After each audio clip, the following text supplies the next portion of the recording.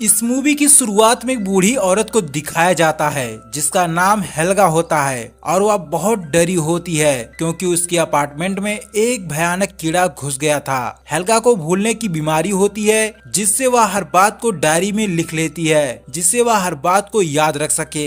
आगे दिखाया जाता है कि हेल्गा एनिमल डिपार्टमेंट को कॉल करके हेल्प मांगती है और जल्द ही फ्रैंक नाम का एक आदमी वहां पहुंचता है और उसने देखा कि एयर कंडीशन से अजीब तरह का तरल पदार्थ निकल रहा है जो बहुत ही बदबू कर रहा था। तभी फ्रैंक दरवाजे को नॉक करता है। तभी हेल्गा दरवाजे को ओपन करती है। तभी फ्रैंक तुरंत हेल्गा से पूछता है कि आपके घर के सामने पहले से ही इमरजेंसी वैन खड़ी है, तो अगर वे आपकी मदद करने पहले ही आ चुके हैं फिर आपने कॉल क्यों किया। हेल्गा फ्रैंक से कहती है कि मुझे बात को भूलने की बीमारी है और मुझे नहीं पता कि वो लोग कहाँ हैं। फिर फ्रैंक कीड़ा ढूंढने घर के अंदर आ चुका था, लेकिन फ्रैंक की हालत तब खराब हो जाता है जब घर के अंदर से भयानक आवाजें आना स्टार्ट होता है। लेकिन फ्रैंक हिम्मत कर अंदर जाता है जहाँ उसे खून दिखाई देता है। फ्रैंक जब टॉर्च को ऊपर उठाकर देखता है तो उसे अपने ही डिपार्टमेंट के लोगों को मरा हुआ पाता है जो फ्रैंक से पहले ही हेल्गा की मदद करने आए थे। और जब वह पीछे मुड़कर देखता है तो उसे एक विशालकाय मकड़ी दिखाई देती है। फ्रैंक के कुछ सोचने से पहले ही वह मकड़ी उस पर अटैक कर देती है और उसे घसीटते हुए अंदर ले जाती है। यह सब हेल्गा अपने आंखों से देख रही थी, लेकिन जैसे कि हेल्गा को भूलने की बीमारी थी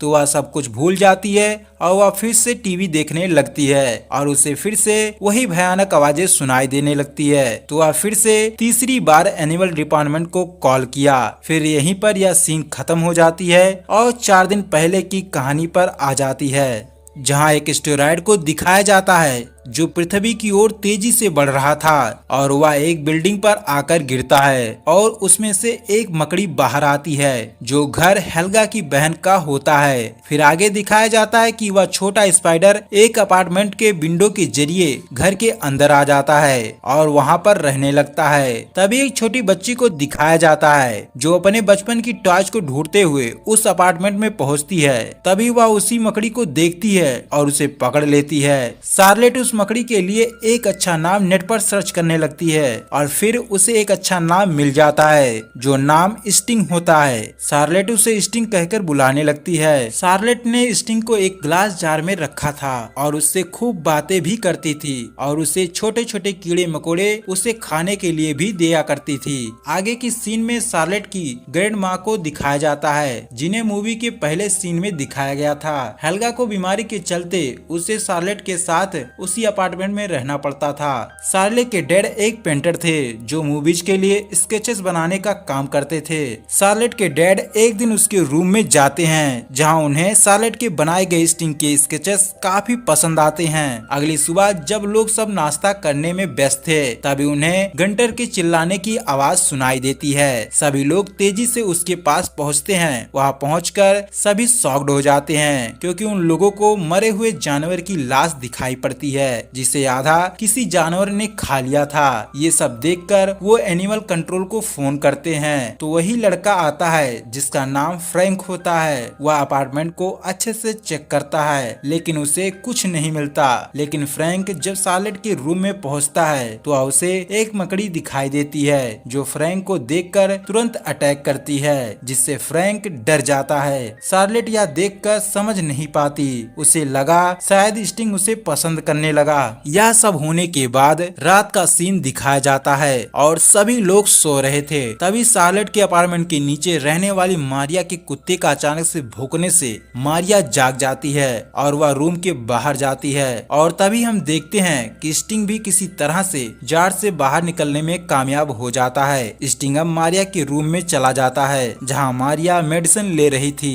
और तभी वह अपनी फैमिली फोटो को देखकर रो रही थी। तभी स्टिंग अचानक से मारिया पर अटैक कर देती है। मारिया बचने का काफी प्रयास करती है लेकिन स्टिंग उसके गर्दन पर अटैक कर उसके अंदर चला जाता है और अंदर ही अंदर उसे पूरी तरह से खा लेता है और बाहर आ जाता है। आगे की सीन में दिखाया जाता है कि शार्लेट के डैड को मारिया के कातिल का पता चल जाता है और वह शार्लेट के पास पहुंचते हैं और कहते हैं तुम्हें इस खतरनाक स्टिंग को फेंक देना चाहिए क्योंकि ये एक एक कर सभी का जान ले लेगी। लेकिन शार्लेट अपने डैड से मिन्नतें करने लगती है कि वो स्टिंग के साथ ऐसा नहीं करना चाहती, लेकिन उसके डैड उससे बताते हैं कि मैंने पहले ही उस जार को बाहर फेंक दिया है। इसके बाद गंटर को दिखाया जाता है जो अपनी बिल्ली को ढूंढ रही थी, और जब उसे बिल्ली की आवाज सुनाई पड़ी तो वह उसी दिशा में जाने लगी, लेकिन वहाँ स्टिंग होता है। गंटर यह देख डर जाती है और चिल्लाने लगती है, लेकिन स्टिंग ने जो मारिया का हाल किया था वही गंटर के साथ भी किया और उसे पूरी तरह से खा लिया।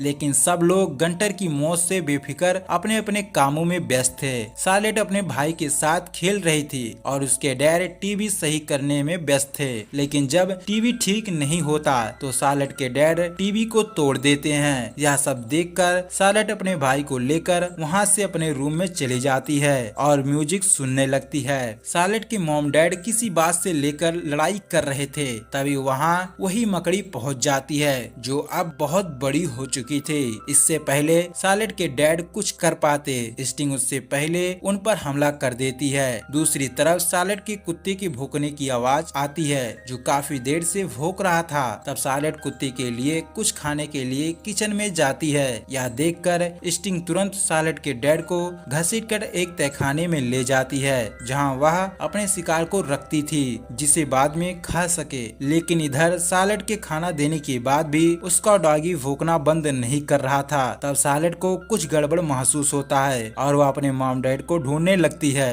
तभी शार्लेट को दीवार पर स्टिंग दिखाई देती है जो अब बहुत ही बड़ी हो चुकी थी। शार्लेट ये देखकर बहुत ही डर जाती है और उसे मारने के लिए एक चाकू उठा लेती है। अब देखते हैं कि शार्लेट अपनी ग्रैंड माँ हेल्गा के पास जाती है जो स्वेटर बनाने के साथ साथ टीवी भी देख रही थी। शार्लेट सारी बात अपनी ग्रैंड माँ को बताती है और फिर शार्लेट मॉथ बॉल की मदद से एक स्प्रे बनाती है। ये एक कीटनाशक दवा होता है जिसके मदद से शार्लेट अपने डैड को स्टिंग की जाल से आजाद करा लेती है। सीन्स दोबारा से प्रेजेंट पर शिफ्ट होता है और दिखाया जाता है जहां हेल्गा ने फिर से एनिमल डिपार्टमेंट को कॉल करके एक लड़के को बुलाया था ताकि उसके अपार्टमेंट को चेक कर सके। स्टिंग अब शार्लेट के ऊपर भी हमला कर देती है, लेकिन उसके डैड मॉथबॉल सॉल्यूशन को शार्लेट के ऊपर डाल देते हैं जिससे स्टिंग दूर चली जाती है। आगे दिखाया जाता है कि शार्लेट और उसके डैड एनिमल डिपार्टमेंट वाले लड़के को सब कुछ बताते हैं, लेकिन वह अकेले ही उस मकड़ी को मारने के लिए चला जाता है, लेकिन स्टिंग उस लड़के को भी मार देती है। शार्लेट और उसके डैड और मॉम और छोटे भाई को बचाने के लिए उनके ऊपर मौथ बॉल का सॉल्यूशन डालकर उन्हें स्टिंग से बचा लेते हैं। इस मौके का फायदा उठाकर